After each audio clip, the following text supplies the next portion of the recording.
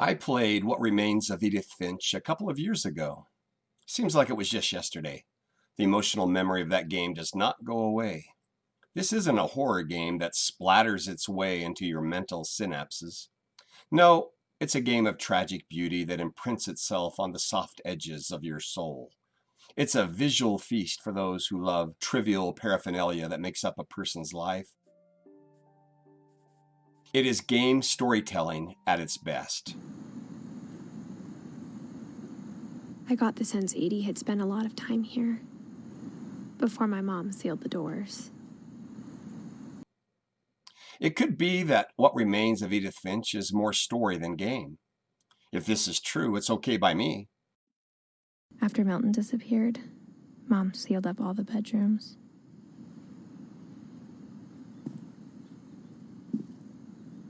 Then Edie retaliated and drilled peepholes.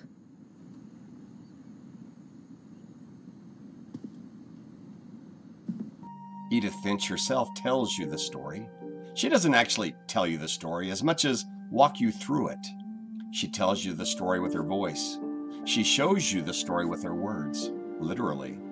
You see the story as she knows it and as she imagines it.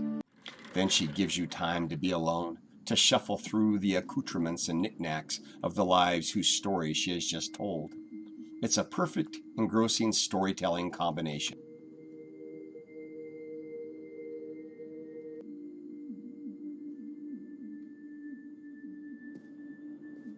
Edith is the end, or the near end, of the tragic Finch family story. The Finch family story is inextricably intertwined with the house they live in. The story begins on the ferry as Edith returns home, which is on an island just off the coast of Washington State. She is returning to face and try to understand the tragedy of her past. Except for the baby in her womb, she is the last Finch alive.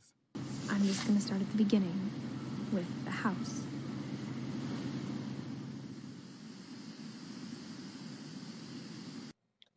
The beginning has all the makings of a typical horror story. What charms me most about the game is that it's not. It's eerie.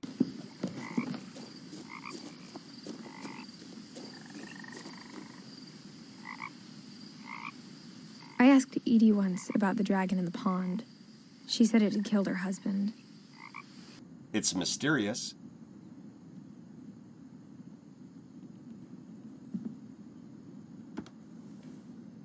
Edie told me once that every Finch who ever lived is buried somewhere in the library. It's nostalgic.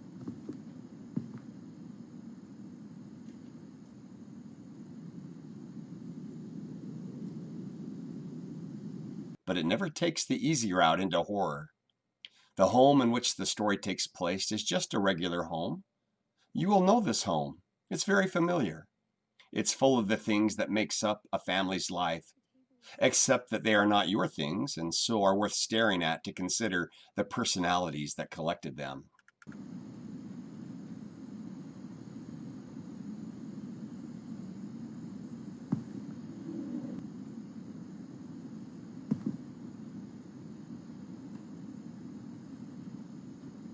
There are two things about this house that are probably different from yours. First, all the bedroom doors are sealed shut with what looks like a foaming glue. If there's one thing that says horror, it's doors that are sealed shut. But as I said, the charm of this game is that what so easily could be horror is not.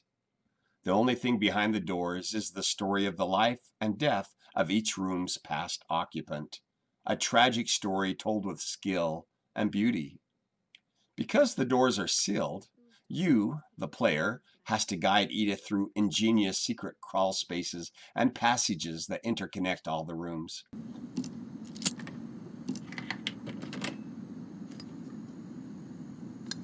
Turns out, my mom was really good at keeping secrets. Now it was time to find out what my mom had been afraid of.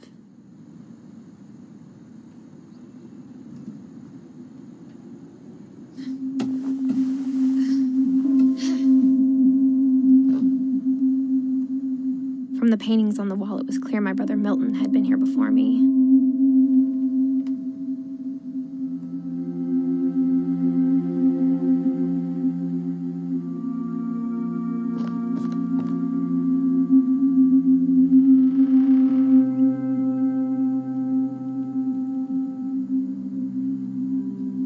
Reading this, maybe it sounds like I had a plan. But I had no idea what was behind that door.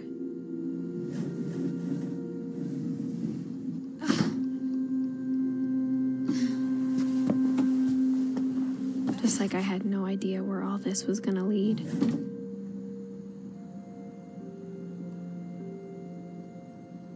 Each room holds visual clues to the personalities who lived in the home. I love this part and spent a lot of time staring at old calendars still hanging on the walls, toys, posters, book titles, and so much more.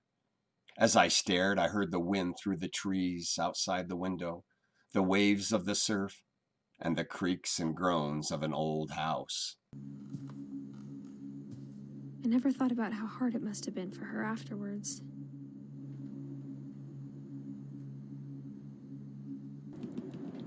As you look around the room, Edith tells you what she knows of the person or persons who slept there. Her words light in paragraph form in front of you as she speaks. Then they dissolve and float away, often giving you a hint as to the direction you should go next. Eventually, in each room, you come upon a journal where the natures of the death of the family member is described. Of all the stories people wrote about Barbara's death, I'm surprised Edie saved this one.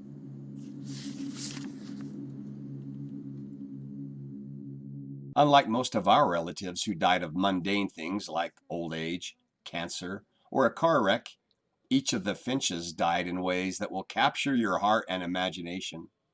Well, maybe I'm wrong. It may not be that they die in more interesting ways than most of us, but that their deaths are captured in stories that are far more interesting than our stories. This brings me to the visual storytelling, the element at which The Remains of Edith Finch excels. Each room, representing a distinct Finch, has not only its own unique story, but its own unique visual artistic technique. We have tales of ravenous creatures,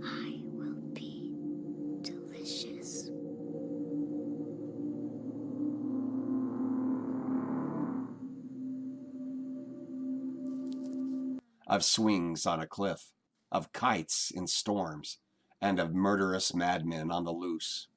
Each visual representation and technique is a treat. The deaths are never made perfectly clear in words or in picture, but only hinted at. You must read between the lines and look at what is shown, make connections, and then think, oh my gosh. The deaths, which happen over 70 years, are so sad, so tragic, and yet told and shown so creatively, so beautifully, that the horror of them is kept at bay. Loved your delivery on that. Why is your basement door locked? Because my dad likes making puzzles and secret passages. There's a key hidden in the music box. The secret is to keep winding and winding. At the end, after climbing to the rooms in that one other part of the Finch house that is not like yours, but leaves you wishing it was, you are left with a family history that is so much like yours, and yet nothing at all like yours. It is a family history that is normal, but then makes yours look dull. It is a family history that you wish you had, but are glad that you don't. What Remains of Edith Finch is a masterpiece of game storytelling. I will never forget it, and am glad that it is so.